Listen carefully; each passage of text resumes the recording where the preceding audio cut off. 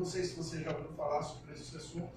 O que é a neuroplasticidade, resumindo, num termo assim bem chulo, porque eu acho que tem um professor que vai falar isso de maneira mais intensificada.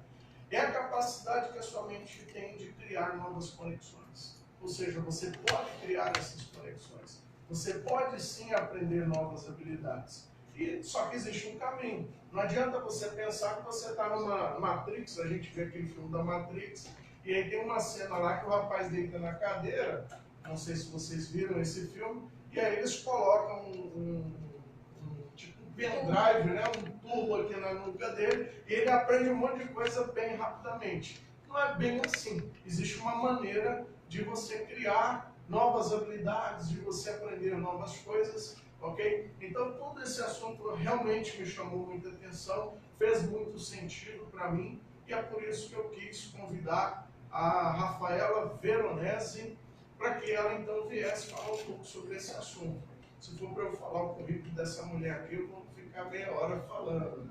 Mas enfim, Rafaela, seja bem-vinda, gratidão por atender o nosso convite, por fazer parte da equipe de instrutores da UPC, e eu desejo para você uma excelente palestra. Tá? Parabéns aí para a Rafaela. Boa noite, oficialmente. Esse assunto da neurociência, como o Saturnino colocou, é meio que um mistério, né? A gente sempre fica tentando imaginar o que a gente pode fazer para melhorar a utilização da nossa mente. E a primeira coisa para a gente saber o que fazer é entender como que a nossa mente funciona, tá? Então aqui, nessa nossa noite, no nosso bate-papo, a gente vai discutir um pouco sobre isso. Dentro do tema inteligência emocional, o que nós vamos discutir hoje então? A neurociência nesse contexto aí da inteligência emocional, tá certo? Eu acredito que cada um de vocês teve uma motivação diferente para vir, para estar aqui hoje, né? Uma curiosidade ou algo que você leu sobre neurociência ali que te chamou a atenção, mas a gente tem aí muitas perguntas para serem respondidas, né? Então, a ideia aqui é que a gente inicie essa discussão, esse bate-papo, e eu costumo dizer que o estudo da neurociência, ele só tem um problema, ele vicia. A gente fica viciado em querer entender mais, em querer aplicar mais, em querer aprender ferramentas para que a gente possa desenvolver a nossa mente, né? E aí, quando a gente começa a desmistificar esse mistério, né, a gente começa realmente a ver que a neurociência não é algo teórico, é algo que a gente traz para a nossa prática diária, que a gente utiliza para alcançar os nossos objetivos, para diminuir o estresse, para melhorar a comunicação, para ter uma melhor qualidade de vida, até mesmo para gestão de conflitos. Será que a gente vive isso no nosso dia a dia? Só o tempo todo, né? A nossa capacidade de negociação também com inteligência emocional e os princípios da neurociência ficam mais aflorados. Por quê? Qual que é a diferença? A gente consegue entender, a gente passa a ter um diferencial em relação às outras pessoas. Vocês vão ver aqui durante a palestra que muito do que eu vou falar aqui você vai pensar assim em algum momento, isso aí eu já faço, ótimo. Mas quando a gente para pensar, você fala, nossa, eu fazia isso, mas eu não entendia por quê. Algumas coisas que a gente faz, por exemplo, de hábitos, a gente deseja permanecer, não é? Né? Mas tem muitas coisas que a gente pensa assim, nossa, eu precisava tanto mudar esse comportamento para eu atingir meu objetivo. Por que será que eu quero tanto? E na prática, as coisas sempre acontecem do mesmo jeito. Será que algum de vocês já fez essa pergunta? Você fala, não acredito que eu tive aquele comportamento de novo. Né? Por exemplo, vou dar um exemplo bem do dia a dia aí de quem tem filho. Você fala, eu não vou mais gritar. Aí no outro dia, o que você está fazendo? Berrando. Né? Você fala, não acredito, eu falei que eu não ia mais gritar, não é? Então, assim, a gente tem vários comportamentos que nos motivam, nos incentivam a ser quem a gente é, que são comportamentos importantes, mas a gente também tem várias pequenas coisas que, se a gente ajustar, a gente tem uma melhor qualidade de vida em casa, no trabalho. A gente consegue, inclusive, quando a gente melhora a gente mesmo, a gente melhora o nosso ambiente. Não é verdade? Né? Quem constrói o ambiente que a gente está? A gente. Nós somos parte daquele ambiente. Né? Então, um pouco sobre isso que nós vamos falar. O que é que a gente vai discutir aqui? Né? Qual que é a diferença entre cérebro e mente? Né? Como que o cérebro trabalha para criar um novo hábito? Como que eu faço para mudar os hábitos? Né? Como que eu posso trabalhar a minha mente para poder controlar melhor as minhas emoções, para eu ter mais inteligência emocional, ser mais produtivo, ser mais feliz? Resumindo ou traduzindo o nosso assunto, nós vamos discutir aqui como utilizar o seu cérebro ao seu favor. É isso que nós vamos discutir aqui um pouco agora, tá certo?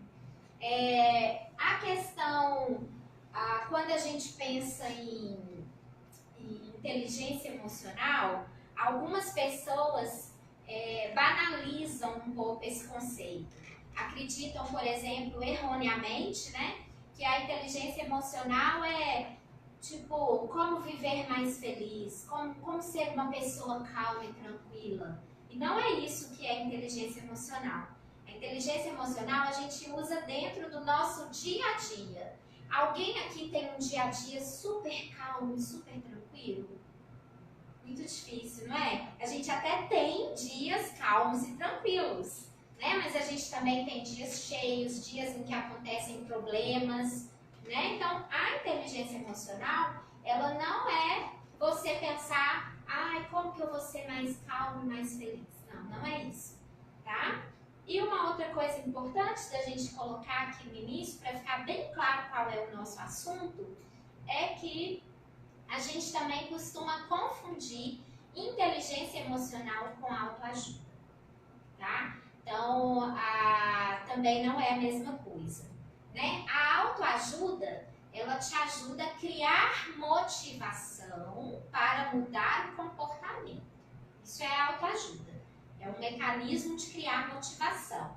Mas ele, sozinha, a autoajuda não causa transformação.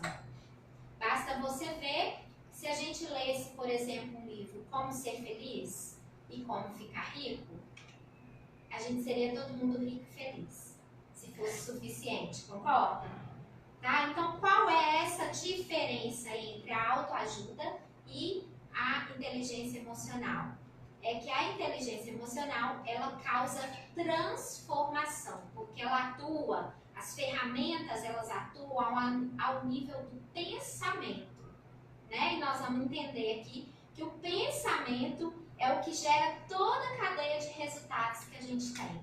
Tudo que a gente faz, tudo que a gente colhe no nosso dia a dia é fruto do nosso pensamento. Em algum momento, você, consciente ou inconscientemente, tomou a decisão de ter aquela atitude, e é por isso que você está na situação que você está hoje.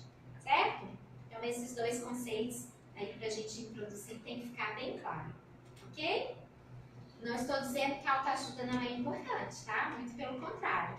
Tá? Só que a autoajuda, ela é fator que te dá motivação. Se a partir da motivação você não partir para a ação, nada acontece. Né? Tá certo? Então é isso que nós vamos discutir aqui.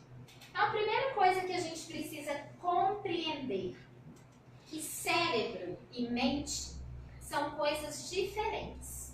Quando a gente fala em cérebro, nós estamos falando da estrutura, certo? Então, o conjunto do nosso sistema nervoso que nos faz captar, compreender o meio ambiente e reagir a esse ambiente, certo?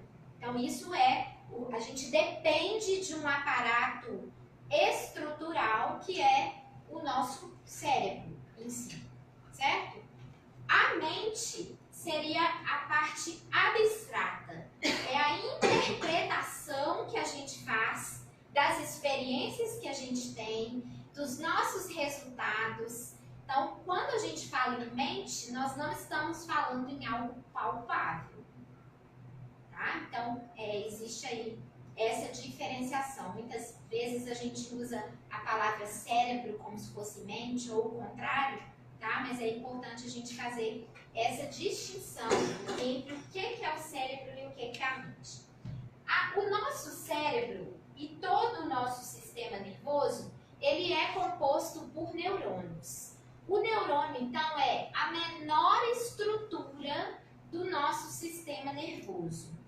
Todo o nosso sistema nervoso funciona a partir das conexões que a gente tem, que a gente cria entre um neurônio e outro, certo? O neurônio é a estrutura básica, seria essa estrutura aqui. Ele tem um corpo que é maior, ele tem um axônio que é uma estrutura, um prolongamento e vários dendritos, que são esses braços que permitem que o mesmo neurônio faça conexão com vários outros. Tá? Esse aí é o mecanismo, então, básico de funcionamento do nosso sistema nervoso. Nós temos no sistema nervoso outras células que também são importantes, certo?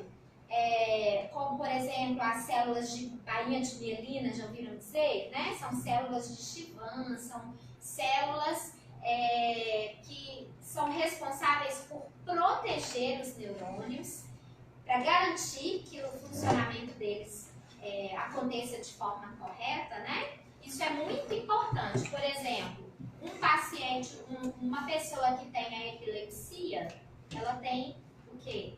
Um déficit nesse encapamento, nessa proteção. Então, é como se os neurônios ficassem dando choque mesmo, literalmente, né? Porque ele não tem ali aquela camada protetora que vai segurar ou dar sustentação ali para aquela rede neuronal.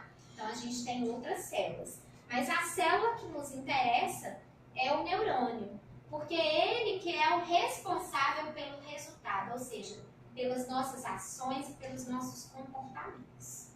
A neurociência, ela é a ciência que estuda os nossos processos mentais, desde a parte microscópica, ou seja, desde entender como que o neurônio funciona, até entender um comportamento, tá? Então, a gente estuda o neurônio, as redes neuronais determinadas, se elas estão captando informação ou se elas são responsáveis pela resposta à informação. E a gente estuda os comportamentos, qual que é a consequência dessas redes no nosso dia a dia. Então, esse é todo o leque aí do estudo da neurociência. Tudo começa lá no neurônio, né? Durante o processamento da informação, olha que interessante, você tem entre um neurônio e outro uma região que a gente chama de sinapse.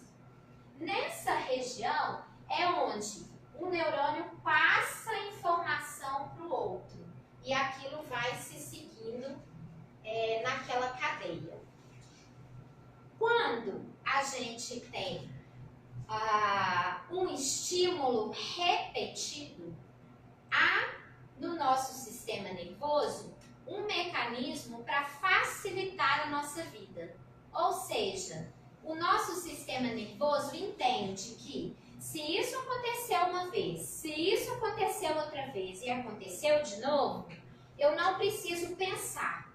Toda vez que tiver um estímulo, o que eu faço? Eu vou então reagir daquele jeito. É como se ele criasse um arquivo. Vamos comparar o cérebro com o computador. Ele criou ali um arquivo que toda vez que você clicar naquele arquivo, ele vai abrir uma mesma resposta, certo? A maioria das vezes, isso é muito desejável, porque senão, por exemplo, a gente não conseguiria fazer 2, 3 coisas ao mesmo tempo. né? A gente teria que pensar, ter muita atenção em cada detalhe, né? E isso levaria um gasto energético muito grande e nós seríamos, como se diz, mais loucos do que a gente já é, né? Se a gente tivesse que pensar em tudo. Até, inclusive, uma das teorias sobre a loucura são o quê? Pessoas que pensam demais. Não é assim? Se você vê, por exemplo, até em termos de caricatura, como que é um cientista louco? Ele tem cara de louco? Né? Então, por quê? Porque o nosso cérebro ele é programado para a gente não pensar tanto. Ele economiza. Tá? Então, essas reações automáticas, elas são importantes para que a gente tenha destreza no nosso dia a dia. Porém, a gente também faz alguns registros que nos deixam presos a eles. Um exemplo. Vamos supor que toda vez que a sua mãe toca em determinado assunto, aquilo termina em briga. Já viram alguma situação assim? O que se criou ali? Um gatilho, né? Ou seja, o problema não é a sua mãe, o problema às vezes nem é o problema. A situação e o assunto fazem você reagir sempre da mesma forma.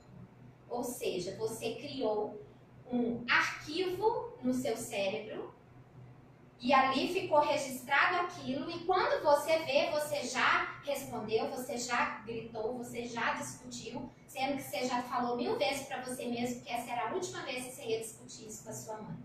Não é? Então a gente cria muitos hábitos dessa maneira, dessa forma. Quando a gente estuda a neurociência, a mente, o cérebro e as ferramentas, a gente aprende a desfazer essas sinapses e criar outras, que é o que o Saturnino colocou como neuroplasticidade, a nossa capacidade de mudar. Então, aquela síndrome de Gabriela, já viram, né? Eu nasci assim, eu sou assim, eu vou ser sempre assim. Ela não faz muito sentido na neurociência, tá? Porque nós temos um sistema nervoso extremamente plástico que nos dá essa capacidade de escolher qual atitude eu vou tomar. Quero criar uma nova conexão, certo? Quando você aprende isso, voltando aí ao caso da mãe, por exemplo, a gente descobre que a gente pode dizer para a mãe, olha, eu entendo que a senhora pense dessa forma, eu aceito isso, porque é o seu mundo, é o seu quadrado, mas esse é um pensamento da senhora, não é um pensamento meu, certo? O que é que você está dizendo? Que aquela programação ali que você fez não é desejável, que você quer mudar aquela programação do seu comportamento. Quando a gente faz isso, a coisa mais interessante que acontece, o outro se espanta, já viram? Aí fala, nossa, essa menina tá esquisita, né? Por quê? Porque as pessoas também estão acostumadas com os nossos gatilhos, né? E aí, inclusive, tem pessoas que usam os nossos gatilhos contra a gente, que é o que a gente fala assim, tocou no meu ponto fraco. É o quê? A pessoa descobriu qual é o seu gatilho e está usando aquilo a favor dela, você tocar no seu ponto fraco, tá? E aí, quando a gente tem essa consciência, a gente melhora as nossas relações, porque a gente descobre que se eu fizer um treinamento, ou seja, se eu decidir que eu não vou mais usar aquela rede ali, aquela sinapse, que eu quero construir outra, essa é uma decisão que é nossa. A gente consegue mudar um comportamento. Por isso que a gente diz que a inteligência emocional é transformação, não é autoajuda. Conseguiram ver a diferença entre uma coisa e outra? Ficou neurologicamente claro para vocês? Ótimo. Qualquer coisa vocês podem interromper, tá? Perguntar, sem nenhum problema. Só uma coisa que você está falando, eu acho interessante sobre a questão da neuroplasticidade, trocando em miúdos. Uma pessoa, ela só muda se ela realmente quiser. É o Ou primeiro seja, passo. todo comportamento, independente da idade, independente do momento da vida da pessoa, cientificamente dizendo, se a pessoa quiser, ela pode mudar. A É isso que decisão você quer é dizer? exatamente. Aquela ilusão que a gente tem, que a gente consegue mudar o outro, né, não é possível. Né? Quando eu falo assim, nossa, vamos supor que ela diga pra mim, eu tô com um problema, eu venho cá que eu vou te dar uns conselhos. O que é que acontece? Eu posso falar meia hora pra ela e nada acontecer. Por quê? Já viram isso alguma vez? Só vai acontecer quando a pessoa decidir que ela precisa mudar aquele comportamento.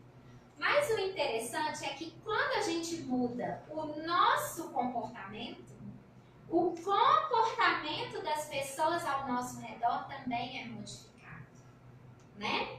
Basta ver, por exemplo, como que o estado emocional é contagioso.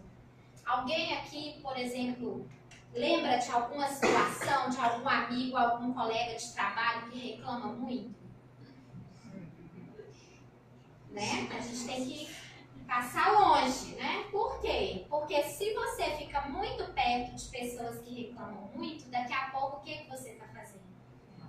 Reclamando também. A gente entra em sintonia, né? A gente entra ali no estado mental do outro, tá? Então isso também acontece de forma automática. Se a partir de agora eu sei que isso acontece, a decisão de entrar ou não naquele estado mental passa a ser minha. Mas se eu não tenho consciência disso, eu vou sendo influenciado pelo meio. Eu não sei se você vai falar disso, eu quero insistir um pouco nessa questão de mudança, porque uma das coisas que as pessoas mais querem é mudança. Sim. Eu imagino, talvez seja uma alucinação minha. No entanto, por que muitas vezes as pessoas não mudam? Elas não mudam, talvez, porque elas já tentaram várias estratégias, na verdade, do ponto de vista delas, ou elas acabam modelando o comportamento de outras pessoas. Você citou, por exemplo, um livro de autoajuda. Então, muitas vezes eu leio um livro de autoajuda e escuto lá, ou vejo uma história que a pessoa... História de sucesso dela, o famoso modelo Betina. Eu fiz um milhão e tal, tô brincando. Mas enfim, a pessoa, ela conta a historinha dela de sucesso, aí eu tento aplicar aquilo na minha vida e eu não consigo. Agora, eu estou dizendo isso para você para te fazer uma pergunta.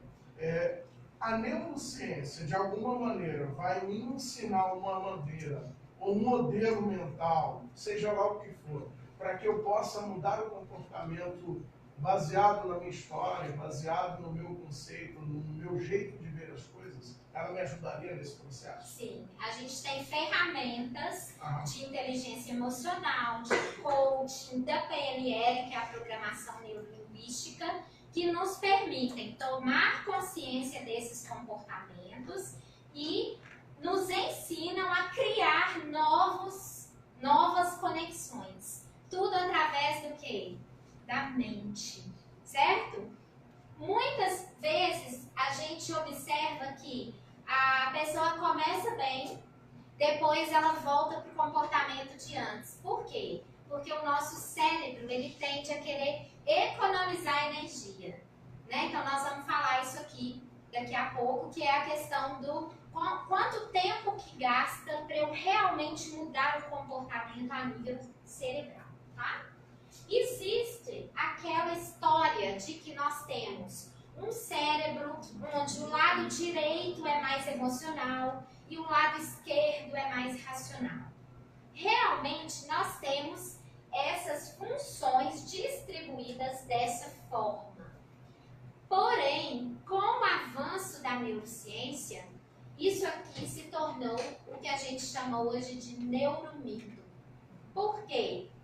Por mais que isso seja dessa forma, para eu ter eficácia, eficiência e efetividade nas minhas ações, para eu alcançar os resultados desejados, eu preciso da ativação do meu cérebro como um todo.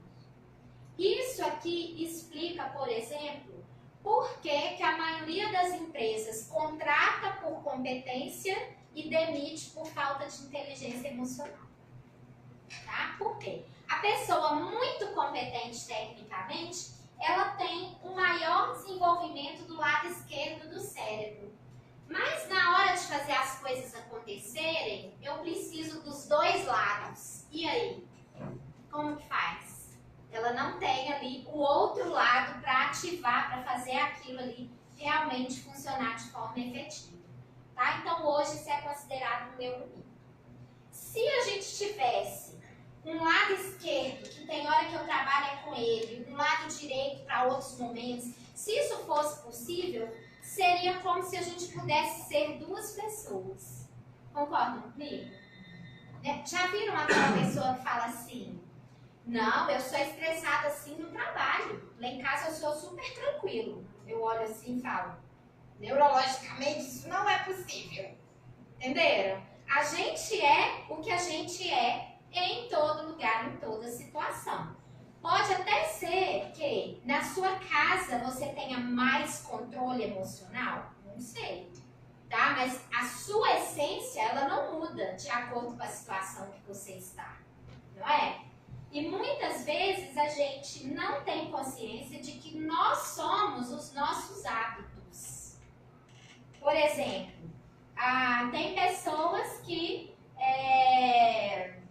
se atrasam para o trabalho. Isso é normal? Você está saindo de casa, pegou o trânsito, fechou ali a 90 com a isso, passei 36, bagunçou, você chegou atrasado, certo? Aquele momento ali você está atrasado. Mas vocês já repararam que tem pessoas que se programam para atrasar? Então a pessoa não está atrasada, ela é atrasada. Certo?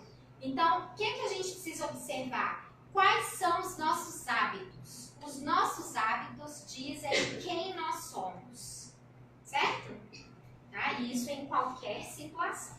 Então, se a gente fosse assim, ora a gente fosse lado direito, ora esquerdo, se isso fosse possível, iria acontecer, por exemplo, como mostra aqui nesse filme. Observem que interessante.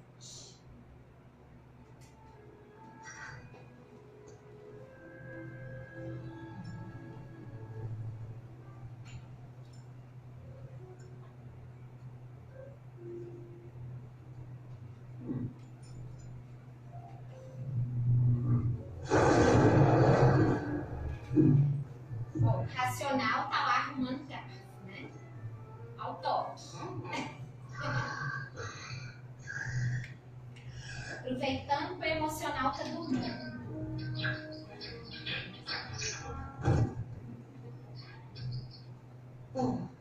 Hi, John? Sorry, I'm late. Aí ela chegou.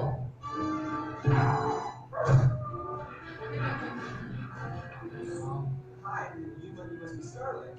Yeah, it's Toda nice to elegante. meet you. Sai pra lá. The pleasure is all mine.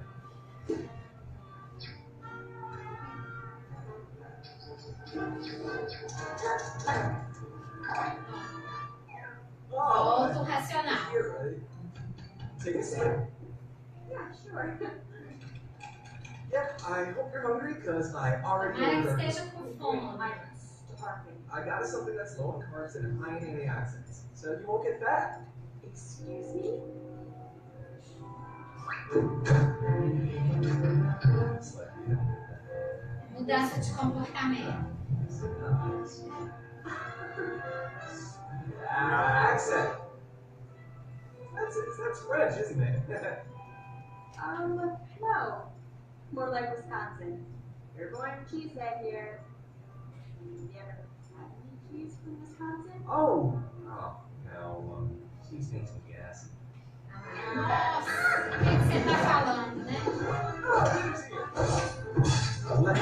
Let's ease up. I hope you're excited for the main course. I know I am. Dinner is served.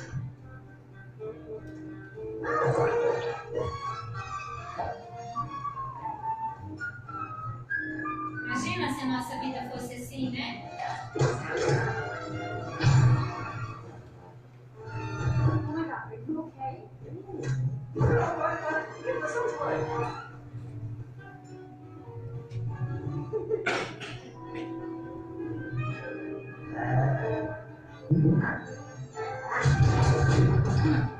Agora ele assumiu o comando, foi apaixonado.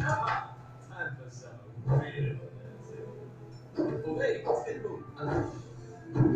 Jazz hands.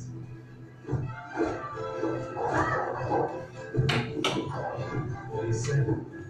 Time for some therapy.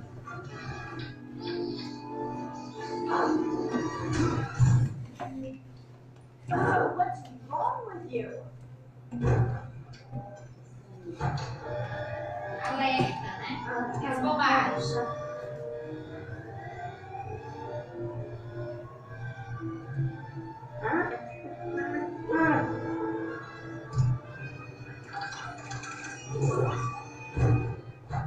Oh, wait, Scarlet! What do you want? Scarlet, look, I'm sorry. I was an idiot. Olha só o que acontece agora. A emoção e a razão vão agir juntas.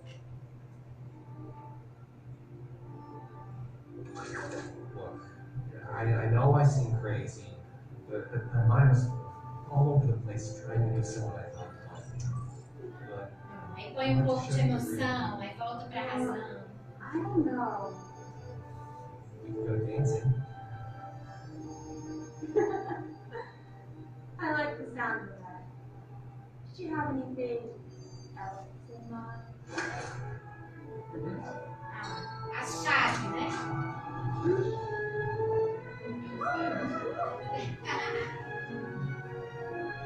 So, about that second date.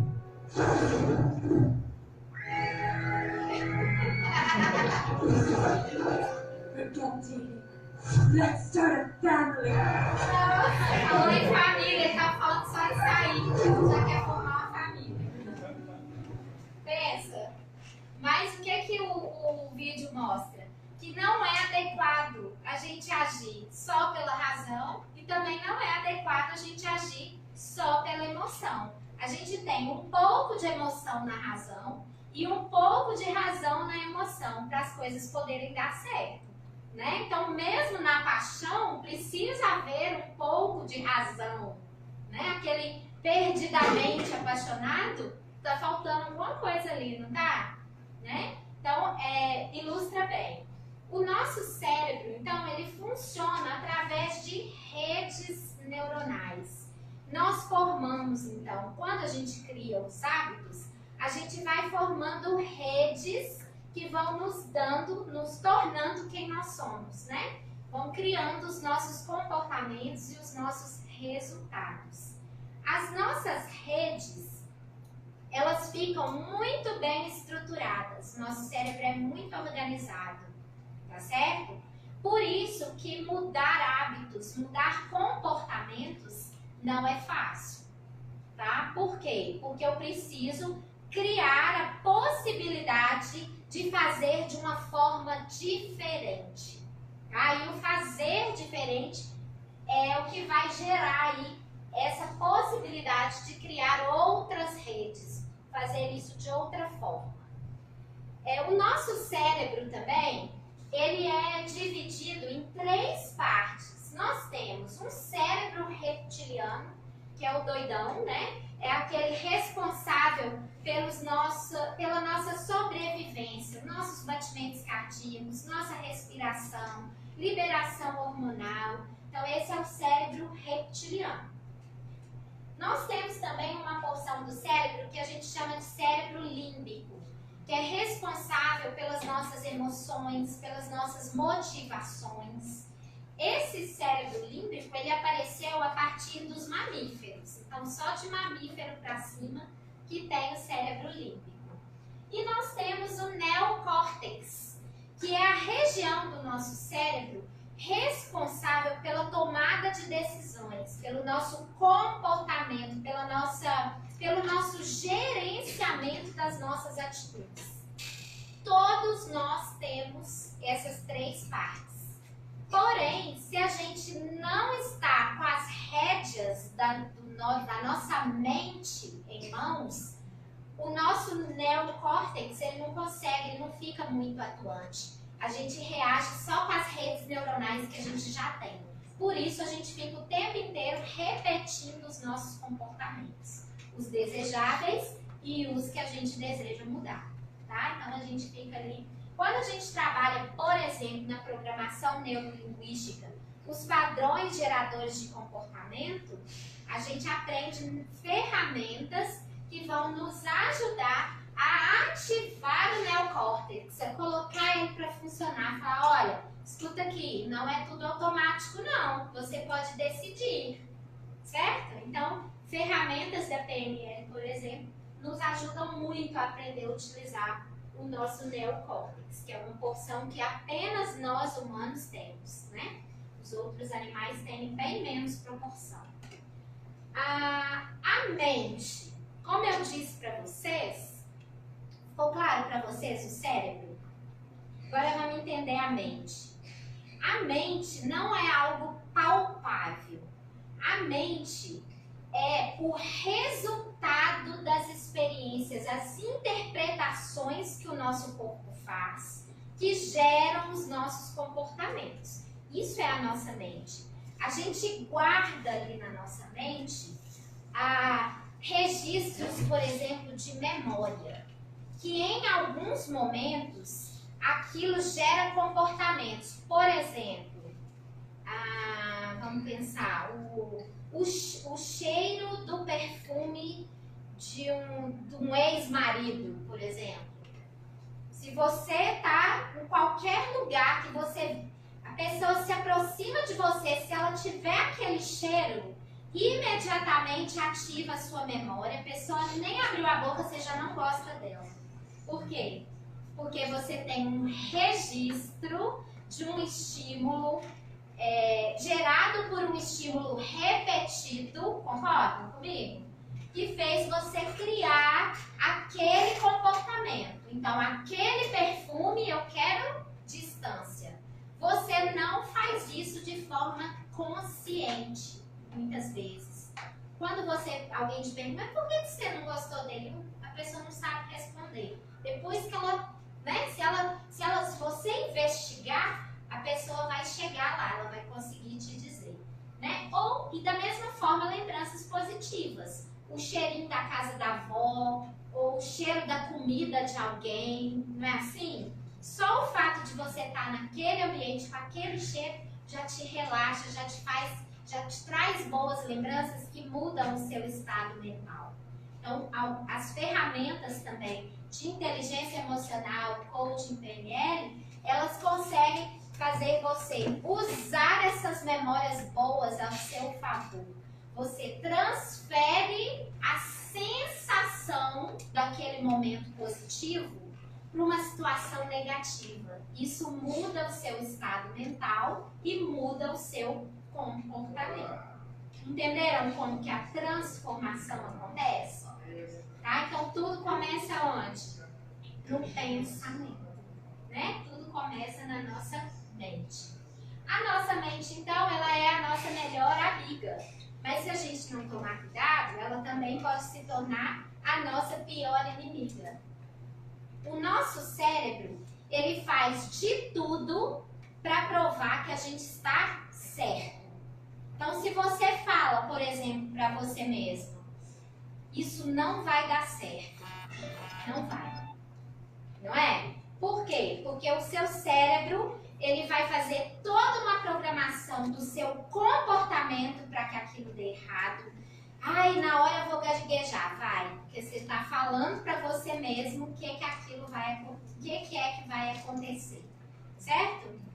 Alguns de vocês já podem ter tido alguma experiência contrária, positiva. Você se prepara para agir de determinado jeito e as coisas acontecem exatamente como você pensou. Acontece. Por quê? Porque a gente faz toda uma programação mental para que aquilo aconteça. Eu já vi, por exemplo, pessoas contarem que amanhã é minha entrevista de emprego, por exemplo. Aí a pessoa já acorda nervosa, não é? Aí pega um ônibus, dentro do ônibus a pessoa já está pensando, nossa, o que eu tô indo para esse lugar? Gente, é claro que eles não vão me chamar. Olha a programação que ela tá fazendo dentro do ônibus. Na hora que ela chega no local da entrevista, que ela abre a porta, que ela vê esse tanto de gente aqui, ela já fala, nossa senhora, tô fora. Concorda? Aí quer dizer, na hora que ela entra para a entrevista, como que é o comportamento dela? Totalmente inseguro. A pessoa que está entrevistando vai falar, esse aí não dá, né? Porque olha o nível de insegurança. Essa insegurança toda foi gerada onde? Na mente da pessoa. Certo? E a gente, como eu disse para vocês, que a gente tem que tomar cuidado porque os estados mentais são contagiosos, o fracassado, ele tende a te puxar para baixo.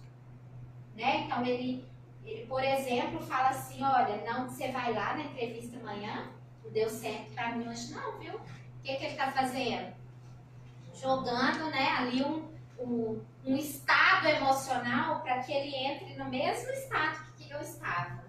Isso acontece demais, né? Quando as pessoas estão reunidas ali preparando para alguma coisa.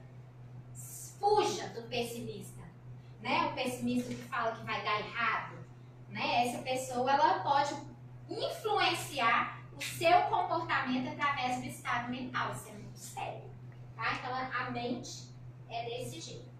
Nós temos uma divisão entre mente consciente, que é aquilo que eu consigo entender, aquilo que eu consigo descrever, o que eu consigo falar, por exemplo.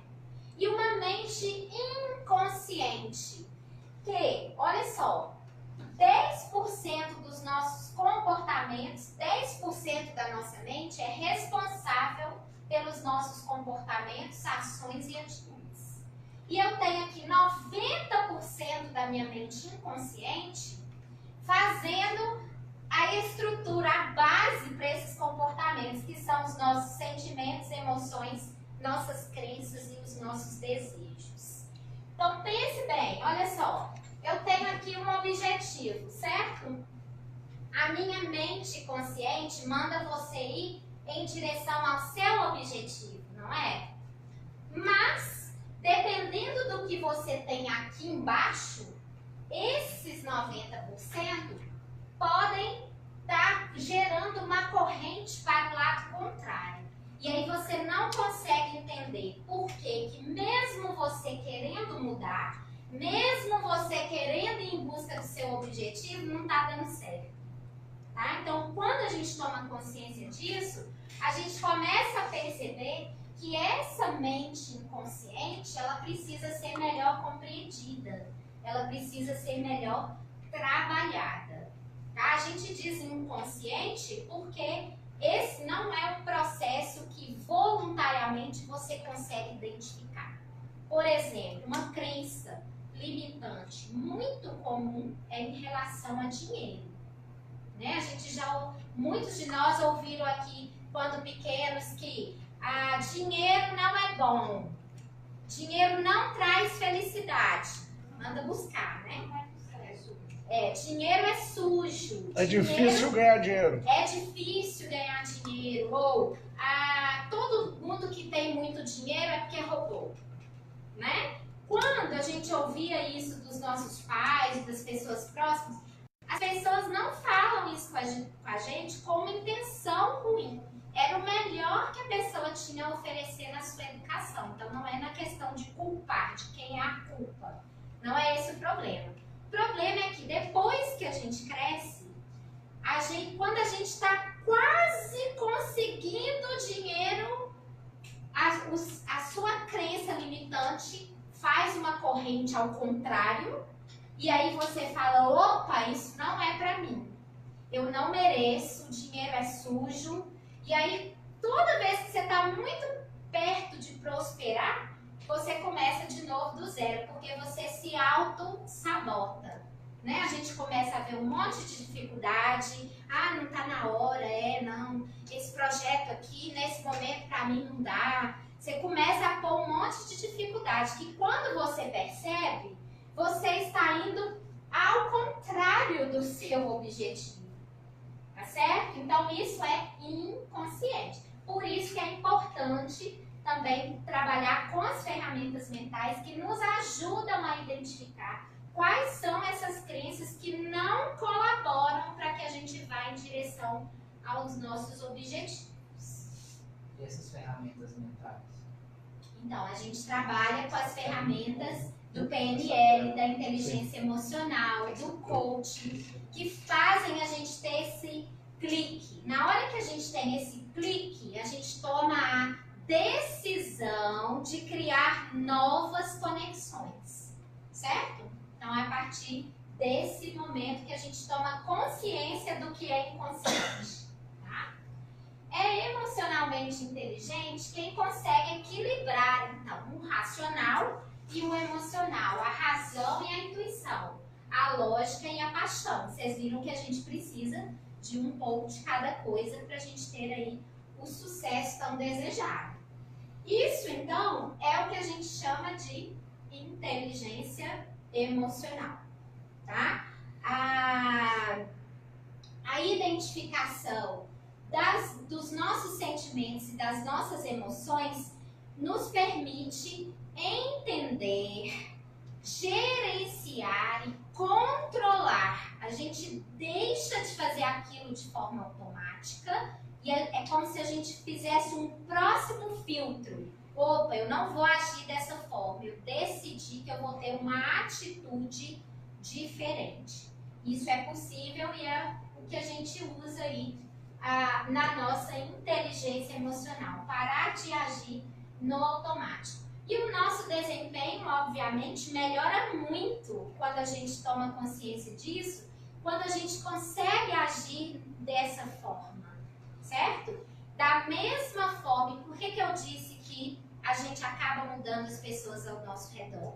Porque aquele comportamento positivo, as pessoas ali, elas se automotivam a partir do comportamento que você está tendo. Em algum momento você já observou alguém no seu trabalho, na sua casa, que teve uma atitude legal? Vocês já viram o sentimento de admiração que a gente tem? Que você fala, puxa, quando eu tiver um problema eu quero resolver assim, né? Por quê? Porque a gente faz uma identificação. Existem, na inteligência emocional, 3 coisas que são extremamente importantes e decisivas. A primeira coisa é você saber qual é o seu propósito. O que você quer? O que você deseja? Essa é a primeira pergunta da inteligência emocional. O que você quer? O que você deseja? Esse é o seu propósito. A segunda pergunta é: quais são as minhas referências para o meu propósito? Por exemplo, vamos supor que uma pessoa que não tem... Vamos lembrar do exemplo do pai rico, pai pobre? Alguns de vocês já leu ou já viu sobre esse livro? Ele tem um pai biológico que é pobre. E um outro que ele chama de pai rico, que é, na verdade, a referência dele de riqueza. Entenderam? Quando o pai pobre dele vai dar conselhos para ele, o que é que ele fala lá no livro? Ele fala, olha pai, eu amo demais o senhor, mas o senhor não é referência de dinheiro para mim. Entenderam? Eu não quero me espelhar no senhor. Entenderam? Quando a gente cria referências, e essas referências não devem ser muitas, a gente deve escolher a dedo. A gente começa a fazer a modelagem. O que é isso?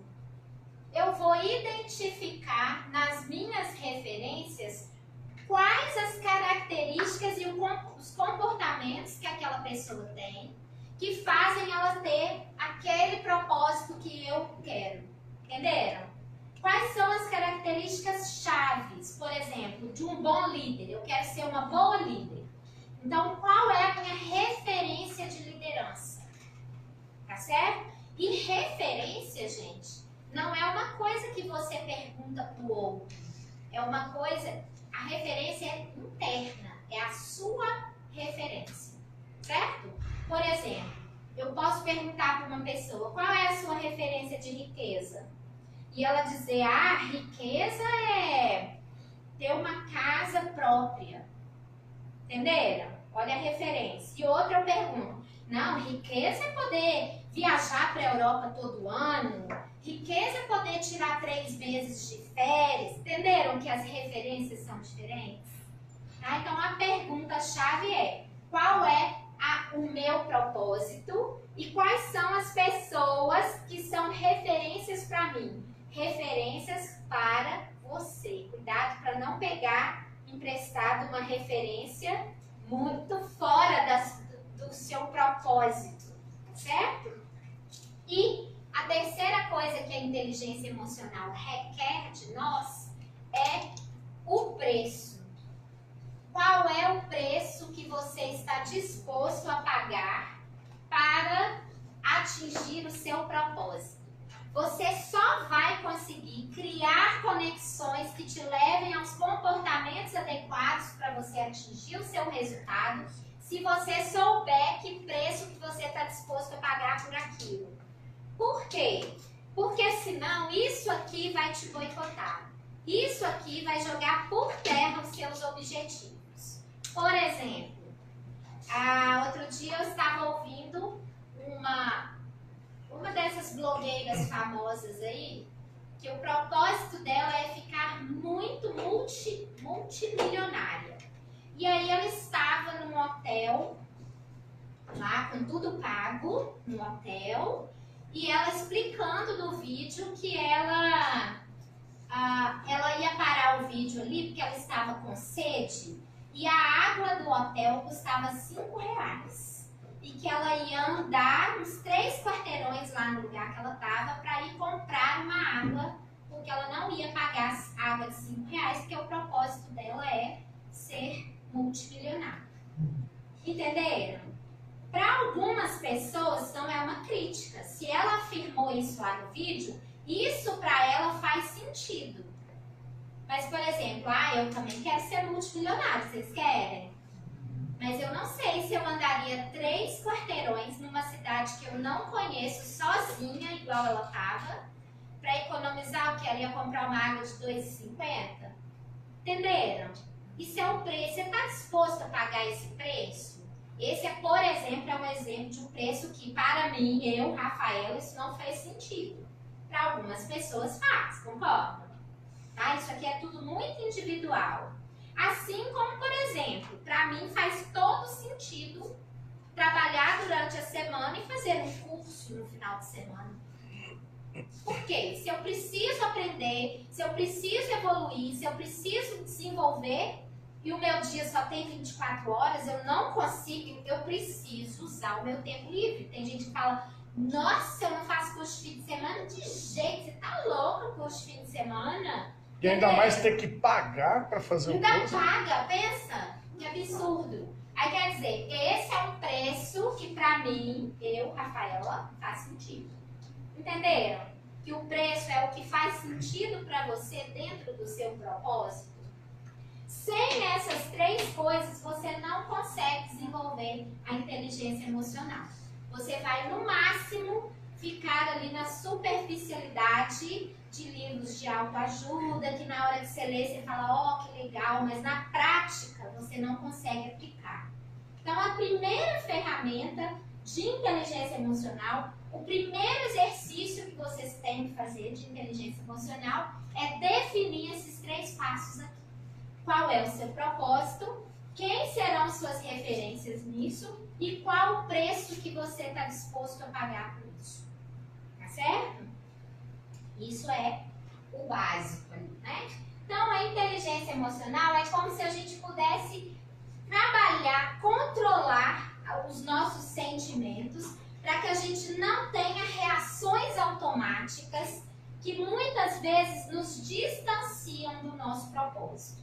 Não é isso que as reações automáticas fazem? Quando você vê, você já gritou. Quando você vê, você já falou. Quando você vê, você já fez. E vai contra o seu objetivo. É aquela história, né? Você quer estudar, né? A mestranda aqui. Você quer estudar. Aí de um lado na sua orelha fica aquela vozinha te falando assim, vai lá, senta lá. Aproveita hoje à tarde para você estudar. E do outro lado tem uma outra vozinha falando o quê? Senta ali para ver uma Netflix, é rapidinho. Vai descansar um pouco, não é?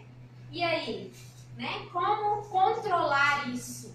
Se eu tenho um propósito forte, se eu tenho para esse propósito referências modeladas e se eu sei qual é o preço que eu preciso pagar para isso, se eu estou ou não disposto a pagar, eu não vou ceder para minha vozinha que vai falar, olha, vai ali assistir um filme, vai passear no shopping. Não. Por quê?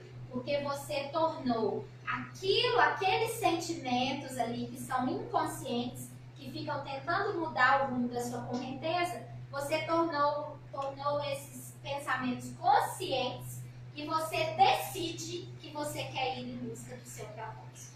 Conseguem perceber como que isso é importante? Tá? Então, dessa forma, a gente trabalha a inteligência emocional. As nossas emoções, o contrário do que às vezes a gente ouvia também, as emoções, elas são importantes.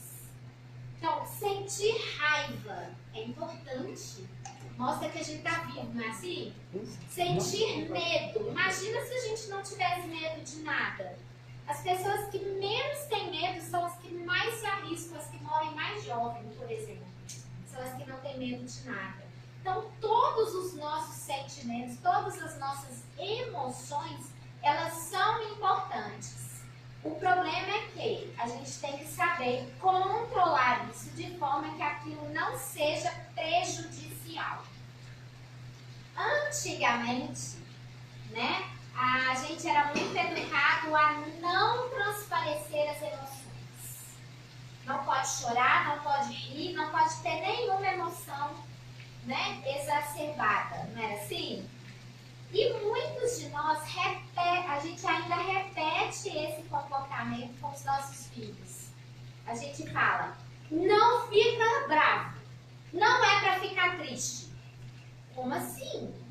Quando alguém te frustra ou te decepciona, como que você fica? Bravo e triste, né? Então, dentro da educação, o que é que a inteligência emocional nos diz? Que a gente tem que permitir que o outro sinta o que ele está sentindo, a empatia. Permitir que o outro sinta o que ele está sentindo. Então, você diz, por exemplo, para a criança, eu entendo que você está triste e com raiva. Porém, isso não te dá o direito de jogar os brinquedos pelo chão. Entenderam? O que eu estou fazendo com a criança? Ensinando, fazendo uma educação emocional. Não é não sentir raiva, pode sentir, você só não pode quebrar o quarto. É ou não é?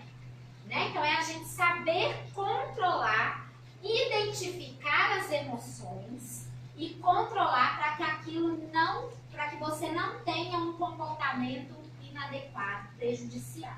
Ficou claro para vocês? Ótimo. Então, gente, nós criamos ao longo da nossa vida os nossos modelos mentais a partir das nossas experiências. Cada um tem uma experiência única. Vamos dar um exemplo nosso aqui nesse momento. Vocês estão todos aqui ouvindo a mesma pessoa falar, recebendo os mesmos estímulos visuais, táteis, sinestésicos, temperatura, todo mundo igual, certo? Eu posso garantir para vocês que cada um está tendo uma palestra diferente. Para cada um está fazendo sentido de uma forma. Conseguem perceber isso? Tá? Então nós não somos todos iguais, a gente percebe de acordo com a nossa experiência, de acordo com o nosso momento. Agora mesmo a gente estava comentando isso, né? Se a gente assiste o mesmo filme em momentos diferentes da nossa vida, a gente interpreta outras coisas. Ou o mesmo livro que você leu há 10 anos atrás, se você lê agora, você vai entender outra coisa. Muito, por quê, né? É o quê? A nossa mente, ela é modulada, ou a gente cria os modelos a partir das nossas experiências, certo? Então, como é que eu faço se eu quero mudar um hábito? Como que eu saio disso, pelo amor de Deus, né? Como que a gente faz, então, para mudar um hábito? Nós temos vários hábitos. Por exemplo, fumar é um hábito, né? A alimentação, a forma como a gente se alimenta, também é um hábito. A gente dificilmente come coisas muito diferentes no nosso dia a dia, por isso é interessante identificar quais são os seus gatilhos, né? E aqui, fofoca, também é um hábito. Fofocar é um hábito. Tem gente que fofoca tanto que se eu não tiver nada para falar, eu vou sair, vou andar e vou procurar até eu achar um assunto com alguém. Não é assim?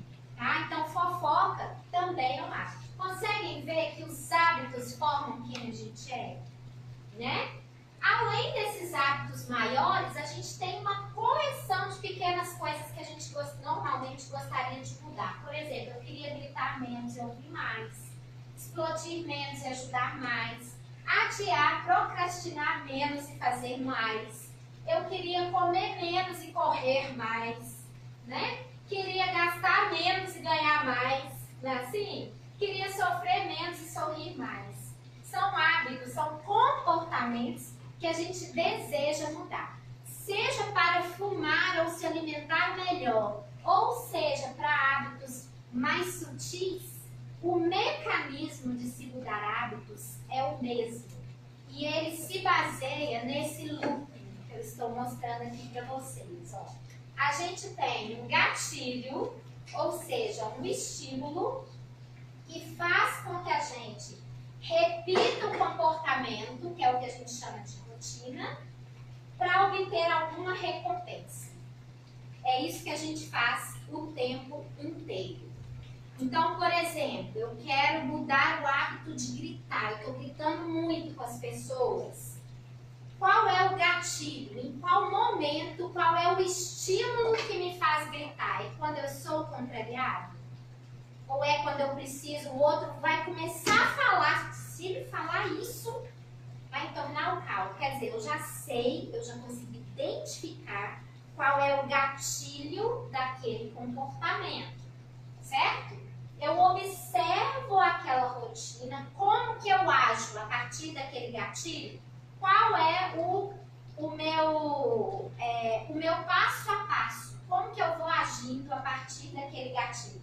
E no final, por exemplo, depois que eu gritei, nossa, depois que eu me sinto feliz e tranquila, normalmente, né? Assim, a recompensa, gente, por mais que você saiba que você, por exemplo, desorganizou o ambiente, a gente sempre tem uma intenção positiva por trás dos nossos comportamentos. Então, de alguma forma, você tem algum ganho com aquele comportamento. Qual é? Vamos, tá? No meu exemplo aqui, vamos supor que depois que eu faço isso, eu tenho aquela sensação de poder. Tipo assim, a última palavra foi minha. Eu me sinto poderosa.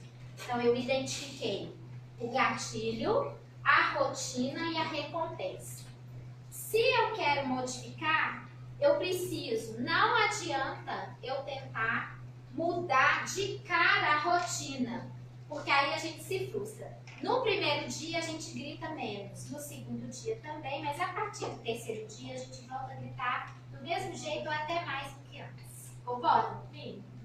Para eu conseguir mudar realmente o hábito, o que é que eu preciso fazer? Arrumar uma outra forma de ter aquela recompensa. Certo? Tá? Então, por isso que muitas vezes conselhos não ajudam muito. Porque o conselho, a pessoa te fala, muda a sua rotina. Não é assim? Ou então, elimina o seu gatilho. Né? Termina com o namorado. Pronto, eliminou o gatilho. Entenderam? Tá? Normalmente, o aconselhamento, ele fica muito aqui. ou para você eliminar o gatilho ou para você mudar a rotina. Isso porque a gente não muda hábito desse jeito. Então, pela inteligência emocional, a gente muda um hábito quando a gente descobre uma nova rotina que te faça ter aquela mesma recompensa. Certo? Tá? Então, por exemplo, atividade física, mesma coisa, né? Eu preciso fazer. Enquanto a gente não consegue sentir aquele bem-estar no final da atividade física, a gente não usufrui da recompensa, não é? Tá? Qual é a grande questão aqui? É o que a gente chama de neurocomportamento. Eu preciso descobrir uma forma de criar novas conexões mentais, cerebrais, para que com outra rotina eu tenha a mesma recompensa. Então, o que eu vou fazer? Eu vou pegar ali os neurônios que estão ali próximos, que fazem parte daquela rede, mas não estão ativos, e eu vou criar conexões a partir de uma mudança de hábito. Aqui eu voltei a falar de cérebro. No cérebro, nada acontece do dia para a noite. Isso leva tempo. Não é assim, eu quero mudar, hoje sou uma nova mulher. Tipo a gente faz no Réveillon. A gente acha que vai acordar dia 1º de janeiro uma outra pessoa. Não é assim? Né? E o que acontece? Você pode até renovar suas motivações, mas se você não mudar controlar os seus gatilhos ou não fazer um neurocomportamento, nada vai mudar. O seu ano vai ser igual ao anterior, foi igual ao outro, foi igual ao outro. Concorda? Tá? Então, é nesse sentido que a gente, a partir desse estudo e do entendimento de como o cérebro e a mente funcionam, é que a gente consegue, então, criar novas redes neurais. Aí vocês devem estar pensando, mas esses neurônios retardados ali, o que eles estavam fazendo antes? Nasceu o neurônio, gente? Não. Tá? Neurônio não reproduz. Não há nascimento de neurônios. Só que nós temos no nosso sistema nervoso 100 bilhões de neurônios. E a gente utiliza em torno de 10% disso. Ou seja, nós temos muito neurônio ali esperando para ser ativado. Basta a gente querer. Entenderam? Tá? Por isso que é sempre possível aprender uma nova habilidade, uma nova língua, um novo instrumento, uma nova disciplina, um assunto qualquer que você decidir aprender, você tem substrato nervoso para isso. Tá certo? Conseguem perceber a importância disso? Tá? Então aí a gente cria novas conexões acordando. O termo que a gente usa na neurociência é a ativação de sinapses silenciosas. Ou seja, os neurônios estavam ali silenciosos e você criou uma necessidade que fez aqueles neurônios se ativarem. E para você chegar ao que a gente chama de neurocomportamento, o que você precisa?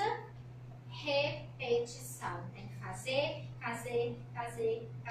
e aí aquilo vai se tornar um hábito. Você vai abandonar o hábito antigo, o comportamento antigo, e vai criar um novo hábito.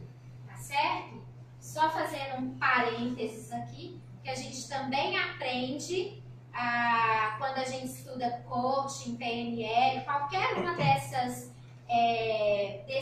ferramentas comportamentais, a gente aprende que essa repetição ela pode inclusive ser mental. Olha que interessante, não é muito bom isso? Né? Então quer dizer, não é tudo o esforço total da gente, existe um esforço aí mental. E aí que entra em ação a nossa regra do 21-90. Nós gastamos 21 dias para criar um novo hábito. Agora vocês já entendem, a partir da neurociência, o que isso significa. Né? Então, gasta-se 21 dias para você ativar sinapses silenciosas e criar redes neurais que antes não existiam. Então, eu preciso de 3 semanas para que isso seja feito. Já repararam que essas 3 semanas são as mais longas do planeta? Né? Começar uma atividade física, o mais difícil é você ir nas primeiras 3 semanas. Depois o negócio vai melhorando, não é? E a regra do 21-90 diz que a gente demora 90 dias para criar um estilo de vida. Ou seja, é quando aquele hábito se torna tão automático que o dia que você não utiliza daquela rede, você sente falta. Já viram isso? Então você ficou ali 3 meses na atividade física bonitinho. A partir dos 3 meses, o dia que você não faz, o seu corpo sente, fala, hoje está esquisito, porque eu não fiz minha atividade física. Entenderam? Ou seja, você pode dizer que você mudou o seu estilo de vida. Você criou um hábito tão fixo, tão permanente, que aquilo gerou um novo comportamento na sua vida. Ficou claro para vocês? Ótimo. Então, o que eu quis mostrar aqui? Que o seu cérebro ele tem beleza e complexidade físicas, não é? Além de enormes poderes emocionais e intelectuais. O que a gente precisa? A gente precisa de fazer um exercício, né? Para que esse cérebro seja utilizado da melhor forma possível. Por onde começa qualquer mudança, qualquer coisa que a gente deseje que seja consistente, que seja definitivo, por onde começa? Com o propósito. Às vezes eu sei o que eu quero, mas eu não consigo chegar lá. Crie referências, modele comportamentos, certo? Ainda assim, eu quero, mas eu não quero. Quando que é eu quero, mas eu não quero? Você quer, mas não está afim de pagar o preço. Então, na verdade, você não quer. Eu não é. Não adianta você ficar falando que você quer se você não consegue vencer aquilo ali. O que é maior, o preço ou o propósito? Uma dessas coisas vai pesar mais. Se o seu propósito for maior, você vai atingir realmente aquilo, é uma coisa que você queria mesmo. Se o preço está muito alto, aquilo ali não está fazendo sentido para você, você não vai conseguir atingir, porque no fundo você realmente não quer. Isso aqui é uma forma científica de explicar a lei da atração. A gente fala que se você desejar do fundo do seu coração, com toda a sua energia, o universo conspirará para que você atinja os seus resultados. Conspirará como? Vai cair no seu colo? Não. Você vai ter um propósito tão forte que o preço vai ficar pequeno perto do seu propósito. Aí você vai atingir. Mas para isso, o que eu tenho que fazer? Querer de verdade. Tá certo? Muitas coisas que a gente acha que a gente quer, e aí entram as ferramentas novamente, quando a gente passa por um processo de autoconhecimento, a gente descobre que no fundo a gente não quer tanto. Na verdade, você queria para provar alguma coisa para alguém, não era para você mesmo. Isso se reflete muito na forma como a gente fala. Por exemplo, a gente fala assim, eu tenho que fazer isso. Tem. Por que você tem que fazer? Para provar o que para quem? Não é assim? É diferente quando eu falo, eu quero fazer isso. Eu quero é um verbo muito poderoso. Eu quero, eu decido fazer isso. Quando eu falo, eu tenho que, a pessoa já está te dando uma dica ali que no fundo ela não quer, ela tem, ela acha que ela tem que fazer por obrigação, tá certo? Então, muitas vezes o tenho que, a gente faz um esforço e a gente mobiliza energias sobrenaturais para vencer o preço. E no final a gente não leva o prêmio. Por quê? Porque aquilo não tem a ver com o nosso propósito. Concordam? Por exemplo, vingança. né? Porque lá no final, aquilo tem a ver, trouxe o que ali de... É assim, ó. Você fez um esforço para tudo acontecer do jeito que você planejou, para no final colher isso aqui, ó. Não faz sentido dentro do seu propósito. Tá certo? E se a gente parar para analisar, para pensar, a gente vai perceber o tanto de energia que a gente gasta no nosso dia a dia com coisas que não têm a ver com o nosso propósito. Tá? Então, façam uma faxina mental. O que é isso? Defina os seus propósitos, pode ser um ou mais de um, e veja dentro do seu tempo quanto por cento do seu dia você gasta para o seu propósito. Vocês vão ver o tanto de outras coisas que a gente faz, que faz parte do objetivo do outro, que não tem a ver porque eu tenho dificuldade de dizer não, e aí eu vou falando sim, sim, sim. Aprender a dizer não é outra ferramenta que a gente estuda da inteligência emocional. Tá certo? Como que você diz não sem ficar com peso na consciência? Né? Porque quando você diz, olha, esse projeto é muito legal, achei super interessante, mas nesse momento ele não tem a ver com os meus propósitos. Quando você fala isso, a pessoa nem insiste. Concorda? Por quê? Não tem nada que ela vá falar que vá além do seu propósito. Aí o problema é que a gente não dá um não redondo assim. A gente fala um não e inventa alguma desculpa. Aí a pessoa fala alguma coisa superior à sua desculpa. Aí você fica sem jeito e acaba tendo que falar assim. Não é isso que a gente faz? E isso vai fazendo a gente gastar tempo e energia com atividades e atitudes que estão fora do nosso propósito. Ficou claro para vocês?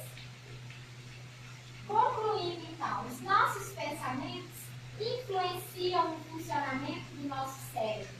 Por isso, a importância de conhecê-los. E, se for o caso, mudar a maneira de pensar, para que a gente possa fluir em atitudes mais eficientes que nos levem aos resultados que a gente deseja. Tá certo? Então, é dessa forma, né, que a gente pode usar o nosso cérebro ao nosso favor. É dessa forma que a gente consegue modificar, criar sinapses que antes não existiam e usufruir de novos comportamentos consistentes, comportamentos permanentes. Ficou alguma dúvida com vocês? Talvez você possa estar pensando, mas espera aí, esse negócio de ter que pensar, de ter que estabelecer coisas, isso aí não é para mim não. E aí eu te digo, inteligência emocional é treino. Existem ferramentas que auxiliam o nosso cérebro neste treinamento. Tá certo? Qualquer uma dessas ferramentas comportamentais que a gente vai aprendendo, e é o que eu disse para vocês, é viciante. Que aí a gente aprende, aplica, vê que aquilo dá certo, passa para o outro aplica, dá certo, e você vai, né, você vai descobrindo um mundo que está aqui, ó, que começa dentro do seu pensamento, começa lá no seu cérebro. É uma chavinha que a gente precisa virar para as coisas começarem a acontecer da maneira como a gente deseja. Ok? Muito bem, pessoal. Parabéns.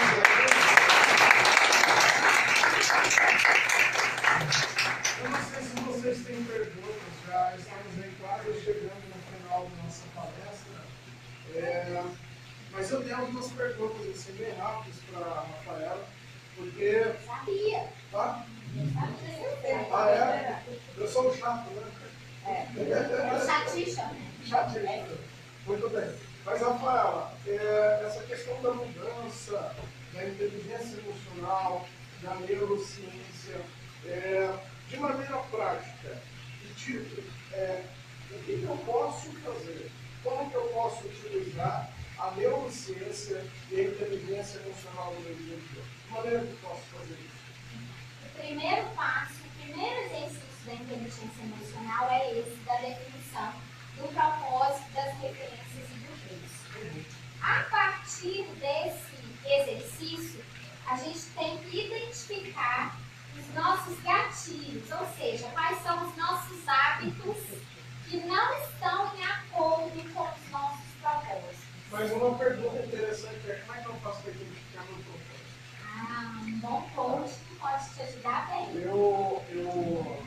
terça-feira eu estava dando uma palestra em hipnose. Sim.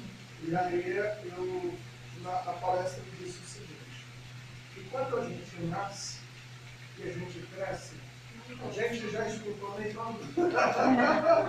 Você sabe, ó, é um algo público, né? Mas enfim, quando a gente nasce e cresce, a gente naturalmente tem algumas referências. A gente pega algumas referências. As primeiras referências que nós temos são os nossos pais. E a gente não sabe disso, a gente não tem essa percepção, mas a fase mais importante de uma criança, as pessoas falam assim: até os 7 anos criamos comportamentos, até os 7 anos definimos quem nós somos. Agora, uma coisa que a gente não para perceber é que a fase mais importante da criança, que ela forma o mundo dela, é a fase que ela ainda não desenvolveu a fala, que a gente chama de adolescência infantil.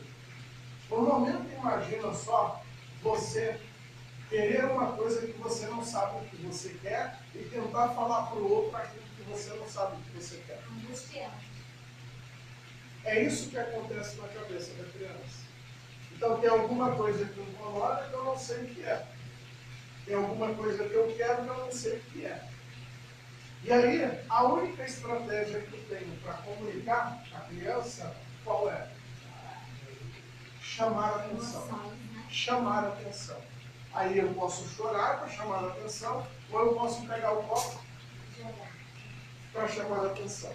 Normalmente, o adulto, inteligente como ele é, de qualquer maneira que ele utiliza para educar uma criança. Claro que não vai reprimir, ele vai olhar, eu sei, Eu entendo, eu entendo jogou você, esse ponto. eu entendo, eu já estou fazendo uma conexão neuronal com você, eu já estou entendendo o seu propósito, as suas intenções, a gente não faz isso. Porque também a gente não entende o que ela quer. E aí, muitas vezes, nesse momento, as nossas intervenções não são tão inteligentes assim. Na PNL, a gente faz o seguinte: a gente usa um modelo que a gente chama de moda, ok? Moda. Na PNL a gente usa isso. O que é isso? Melhor opção disponível atualmente. O tempo todo estamos fazendo isso. A gente sempre usa o nosso melhor. Você sempre está usando o seu melhor. Só que o seu melhor nem sempre não é o melhor. Só que a gente usa o que tem. Se você só tem na sua caixa de ferramentas martelo, você vai fazer o quê? Você vai martelar. Você só tem isso.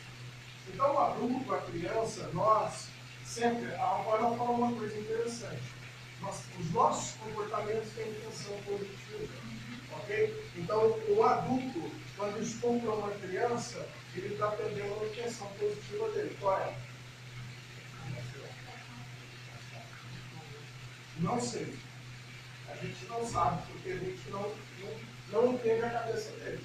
Pode ser uma satisfação, pode ser aliviar uma dor, a gente não sabe.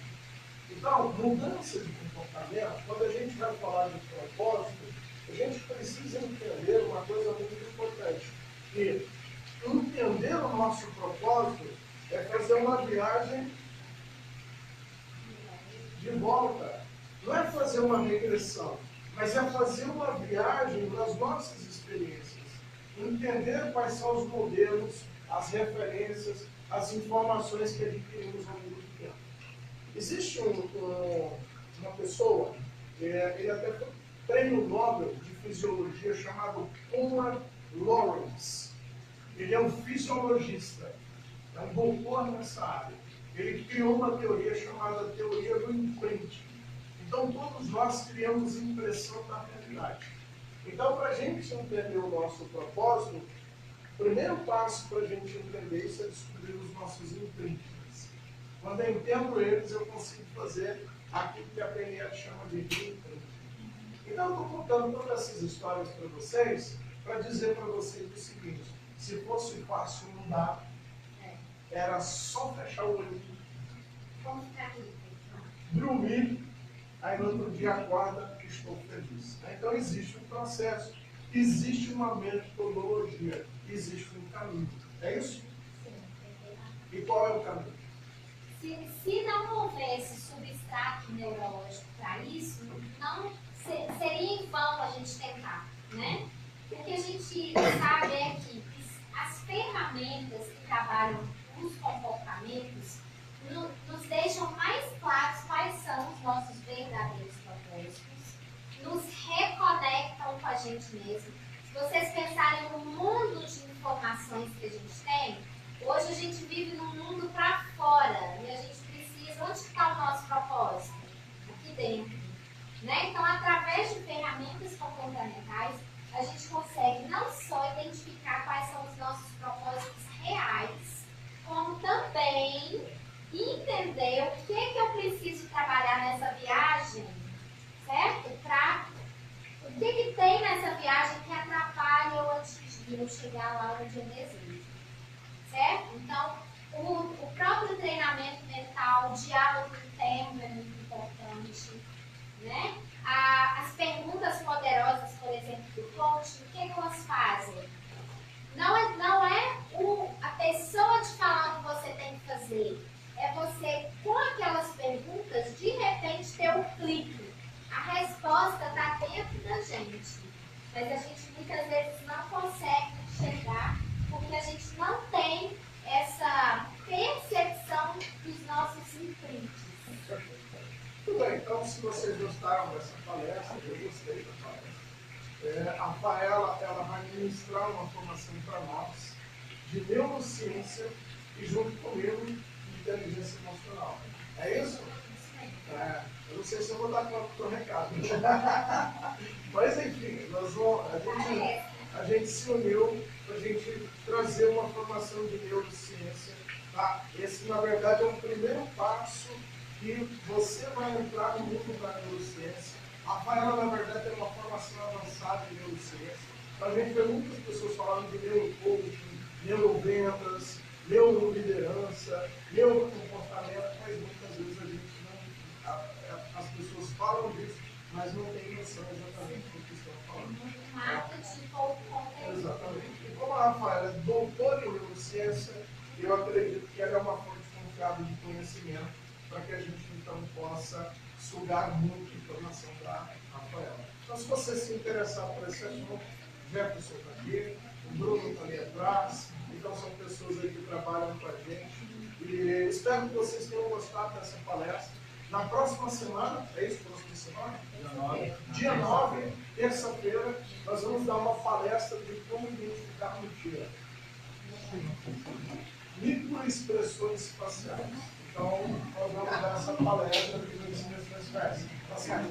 Será que é possível fazer a leitura de perfil de uma pessoa só olhando na cara? Eu pensava que não era. Eu já fui, às vezes, assim, uma cigana, que elas pegam a mão da gente.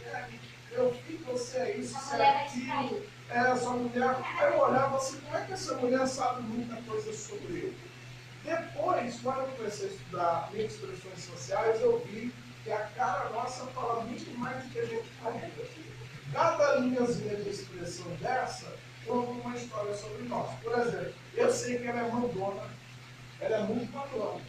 Ela tem uma marquinha aqui, ó, essa segunda marquinha a gente chama de marca do general. Ela é mandona. É cabeça dura, extremamente cabeça dura, ok? Teimosa. Vamos passar para outra pessoa. Eu venho hoje só por isso. Então, o legal das microexpressões é você entender sobre o outro sem ele falar uma palavra. Né? As pessoas falam muito assim na Saturnina, a pessoa que relaciona com você sofre. Porque ela não pode dizer mentira, não pode falar nada. Se falar qualquer coisinha, está lascada, fala assim, não, sofre nada não. Sofre de jeito nenhum. Mas o interessante é isso. Porque se a gente entende isso, melhora a nossa comunicação com as pessoas. Então, se você quiser também participar da palestra de microexpressões faciais, na próxima terça-feira, 19h30, a gente vai falar sobre esse assunto. Ok? Rafaela, mais uma pergunta? Alguém quer fazer? Alguém tem alguma Qual que questão? é a entrada dessa palestra? Quanto é? É um quilo também, né? É R$1.000, estou brincando. É um tipo de alimento não perecível, pode convidar outras pessoas, tá bom? Então, Sejam bem-vindos aí na próxima terça-feira. Eu achei interessante também essa parte das microexpressões, né? Se eu não ensino a pessoa assim, você já consegue se identificar algumas coisas, mas você falou assim, de olhar na mão assim, eu não acredito muito não. Sim, mas na verdade, ela não está olhando nem aqui, né? É você que está olhando para sua mão, mas na verdade mas a ela cigana tá está te olhando. olhando para E você. aí ela faz uma leitura de muita coisa sobre você. Ok? Pessoal, gratidão pela participação. Ótima noite para